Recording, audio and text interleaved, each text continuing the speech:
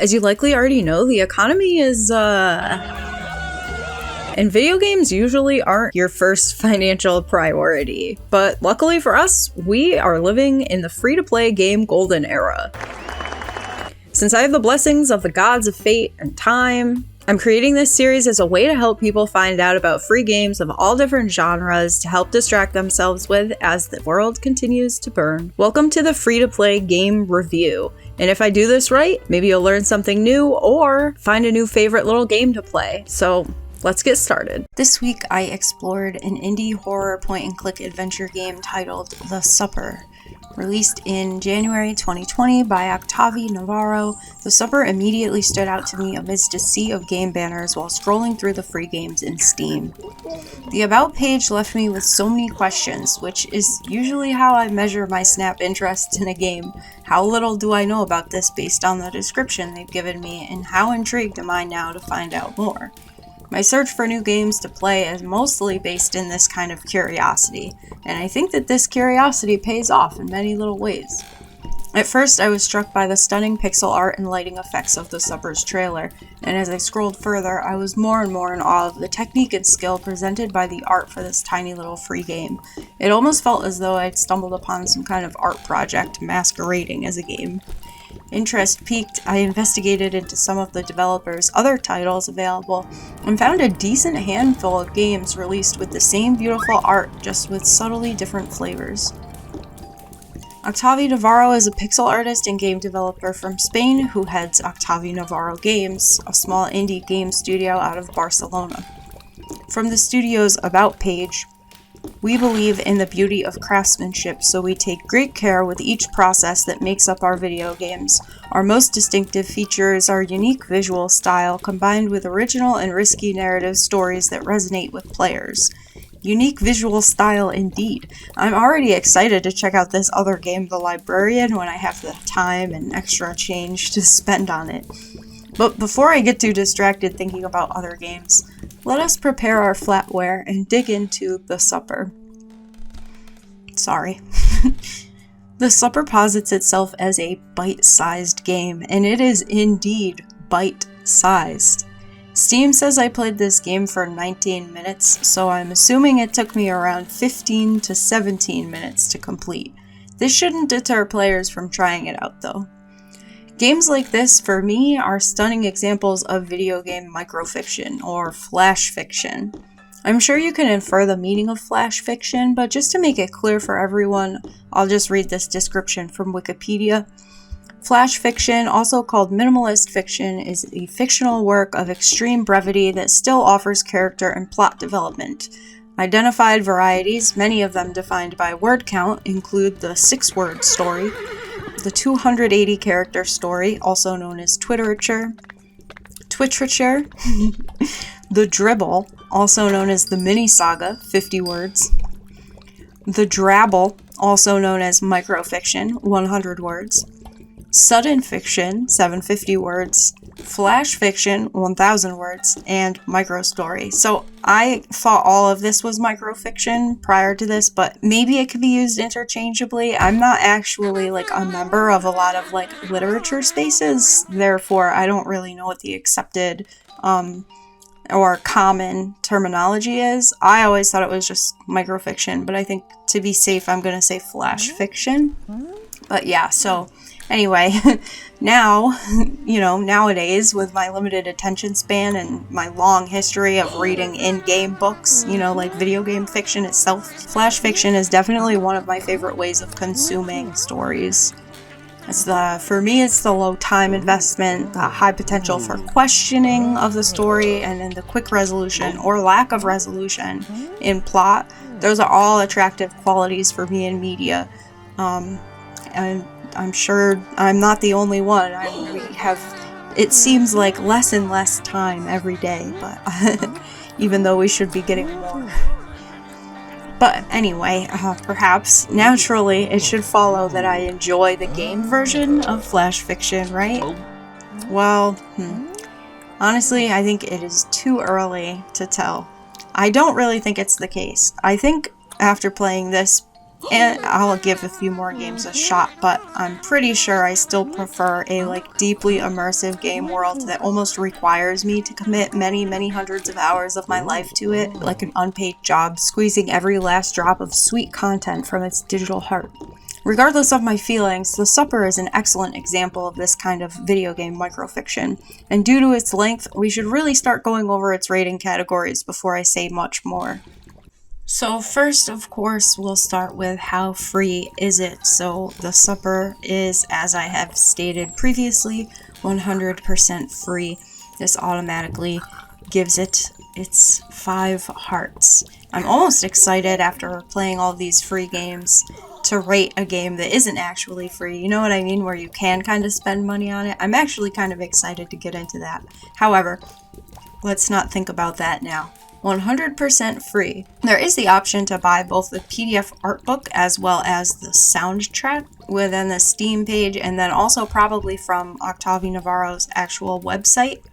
However, you don't need either of those things to actually play the game. Therefore, it is 100% free.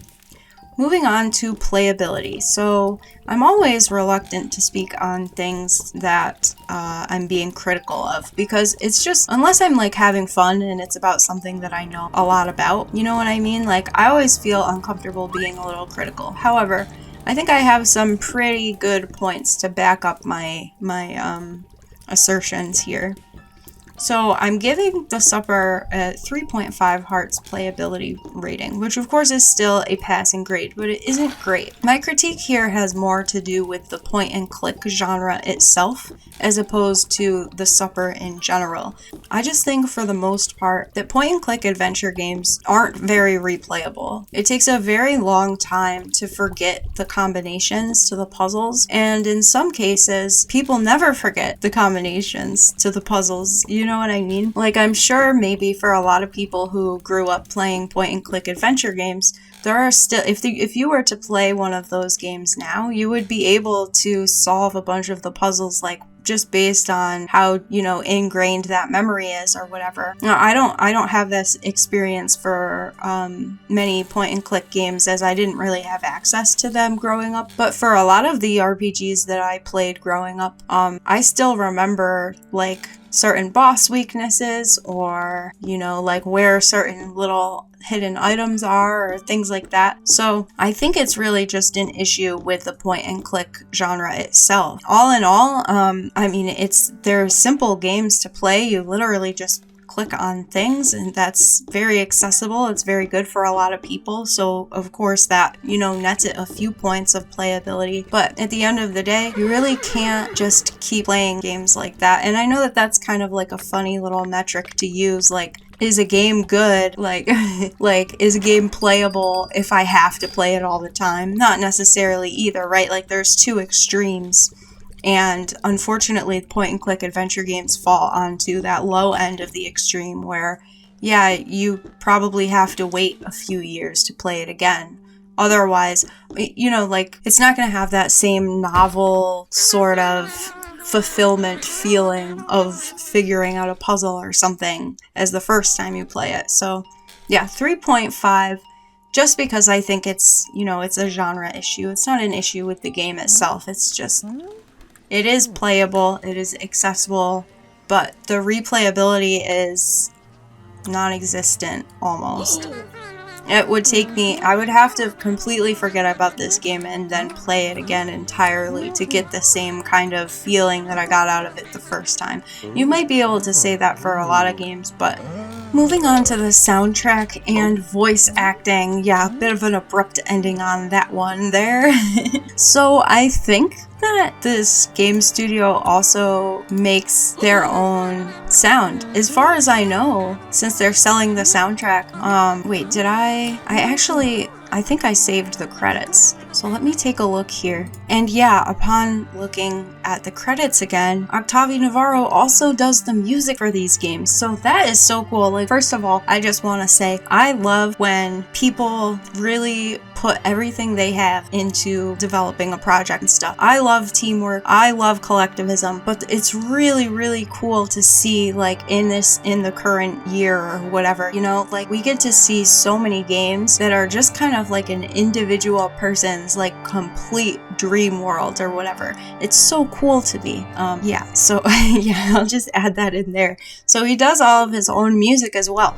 The art, the story, the music, that's great. That's so cool. The music, okay, feels super cinematic. It's very creepy, droning, drawling. It really fits the mood of the game. Like, you're going about the motions, you know, like you're just doing the task that needs to be done. That's kind of what the music sounds like too. It carries that kind of weight. The sound effects are super creepy at times, like definitely fitting for the horror genre, you know? Like, I don't know. I thought it was it was shocking. A lot of the noises were pretty shocking too. Like, I didn't expect certain things. I didn't expect certain sound effects. There really is a lot of care and craftsmanship put into this little piece of art here. So, yeah, 4.5 hearts for the sound and voice. Very, very, very well done, and very, very fitting with the overall theme and vibe of the game.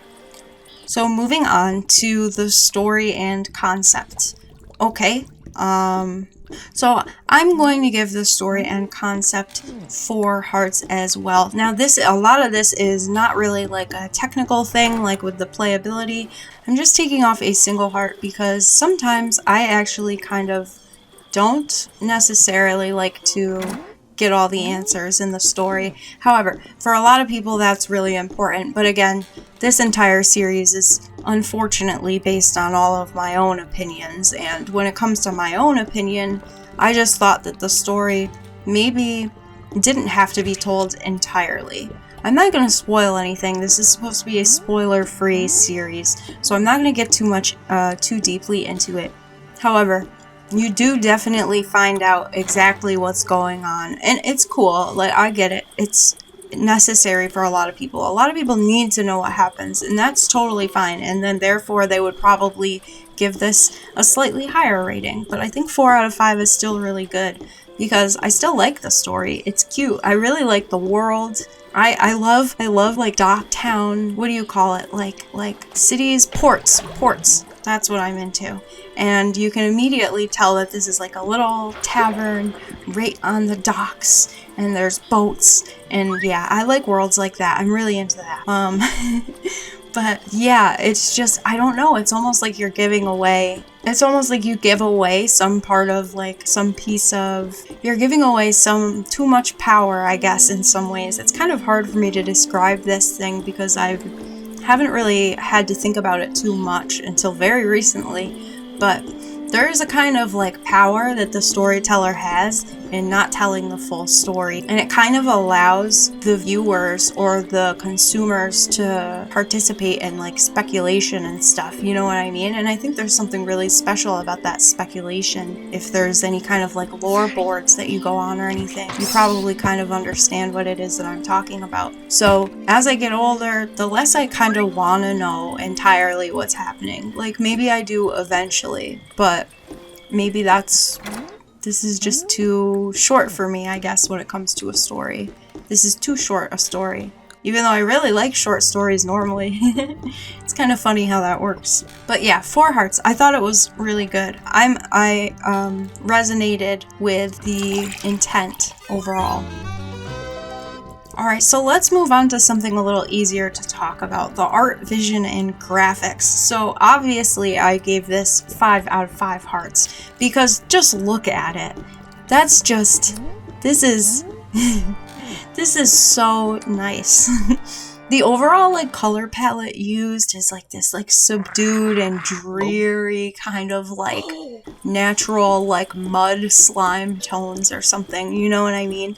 And then occasionally the whole color palette will just shift into one color direction or the other. You can tell that the artist does have a deep and vast understanding of color theory and also just in general like style, I would say. yeah, you're obviously entitled to your own opinion, but this is just a really, really cool way of doing pixel art. It's a little more detailed, a little more rounded, a little more lanky, and yeah, there were just some little animations that caught me off guard that I thought were just great. It was a really fun ride. And there's so much to look at too. I guess in some ways, the art of this game kind of contributes to its replayability, because there's certain things that, like, yeah, I would want to see again or show someone or whatever. So, I don't know. For the shorter games like this, they have to really rely on intriguing game mechanics or the soundtrack or the art style to really get their vision across. So yeah, it's been a lot of fun to think about things like this. And kind of step outside my like usual video game roster for a little while so that I can think about games from other perspectives and on other levels. But yeah, I love the art in this game. It looks great. What do you think about it, honestly? Like, and also, if you're into the art, I highly recommend, I'll put a link in the description to Octavi Navarro's own website, where you can also just scroll through his art. It's really, really cool. So yeah, definitely check it out if you're into that kind of thing. Alright, so let's wrap it up with the overall rating. If you take all these numbers and average them out, you're gonna get something around 4.4 hearts. And I think that that is great, you know? An incredible grade. Really, really well done. And yeah, it was definitely fun to play. I do wish, I have to say here, I do wish it was like a little bit longer, but that's okay. Or another thing that I wish for in the future, because I really, like, as a cook, right? It was really cool to play a point-and-click game that focused on like weird recipe making and serving dishes and stuff. That was really cool, but without any like spreadsheet attachment, without any like hint of it there being an Excel game hidden underneath it. That was really cool too. I had a lot of fun reading the recipes and then preparing the dishes in this game. Honestly, I always love little cooking things, so it's cool that that was such a huge part of this game. Really adds to the concept. So yeah, I had a lot of fun playing the supper. It was really short though, so all I have to say about when you go in to play it, don't expect to be sitting down for like a couple hours. You're probably going to be sitting down for 15 to 45 minutes. Probably 45 minutes is like a very high estimate. But yeah, it's definitely worth checking out if you're into tiny little stories, or if you want to experience a game made almost entirely by a single person. Or if you like games that kind of double as art exhibitions, because there's so much to look at in this tiny little game. Like, there's so many little animations, sound effects, and just overall vibes. It's definitely a vibe. It was fun to explore a couple of the little areas that felt new. I wish I could have gone fully in the jail cell. That would have been really cool. That's okay. That's okay. It is a free game after all. I do have to keep that in mind. But yeah, what do you think? Have you played The Supper? It is relatively highly rated, so I wouldn't be surprised if someone had played it already. Are you interested in horror games in general? I have a lot of experience with horror games, but not necessarily like much shorter ones. I'm really into the like psychological thriller style horror, not so much into like just like jump scares and gore or whatever. But I really, really like that kind of like old school survival horror, like thriller type horror. Cool, yeah, thank you so much for joining me again. Thank you for tuning in for another week of the free-to-play game review series. I really appreciate you. We hit 1,000 subscribers recently, and that is just so cool. I'm gonna have 2 videos coming out to celebrate that because I'm just so happy. One of them is, of course, I'm going to make us a supper. I'm going to make I don't really like that word, the supper. I'm not ugh. I don't really like that word. That word is creepy in itself, you know. But I'm going to be making us a dish to celebrate.